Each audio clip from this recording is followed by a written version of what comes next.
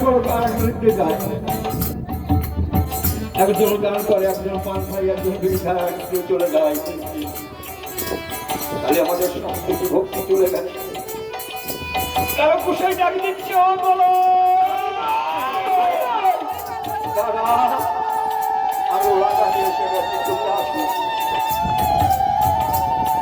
গোলক বলছে তখন তো টেলিফোন ছিল না, তখন গোলক পাগলকে ডাক দিচ্ছে কে? আমার তারক গোসাই। গোলক বলছে আমার দাদা ডাকছে, আমার দাদা চলে এসেছে উহাকাতে, আমি যাবো। তখন পাগলরা হরিনাম জপতে জপতেই যেত, এখন শুধু ডাকটা শুনতেই বাজাইও না। জয় হরি বল, হরি বল, জয় হরি বল, হরি বল, জয় হরি বল, হরি বল, জয় হরি। পাগল যখন চলত জয় হরি বল, হরি বল, জয় হরি বল, হরি বল।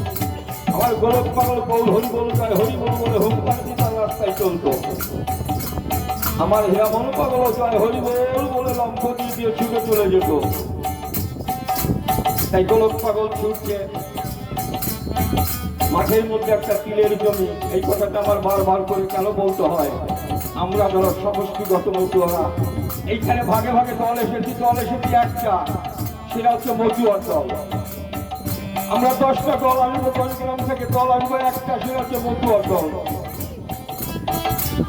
তাহলে গোলক পাগল মাঠের ভিতরে গিয়ে তিল নৃত্য করছে, হরিনামে নৃত্য করছে, আর তিলের জমি ভাঙছে। জয় হরি বল, হরি বল, জয় হরি বল, হরি। আমরা মধ্যে সবাই বলি জয় হরি বল, জয় হরি বল, হরি বল, জয় হরি বল, হরি বল, জয় হরি বল, হরি বল। দেখেছেন একটা দল না, আজকে একটা দল নদীবাসী সকলে একদম ভেসে গেছে।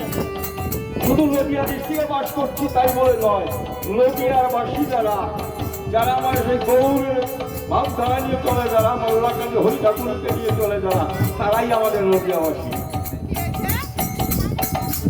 তিলের জমি যখন ভাঙছে আর নৃত্য করছে, জমির মালিক লাঠি একটা নিয়ে ছুটেছে, পাগল এসে খেলা দেখাচ্ছে না। হরিবংশের পাগল ছেড়ে দিয়ে খেলা দেখেছে, এর চলবে না, আমার তিলের জমি নষ্ট করছে। একটা বাঁশ নিয়ে যখন মারতে পাগলকে উত্তপ্ত হয়েছে,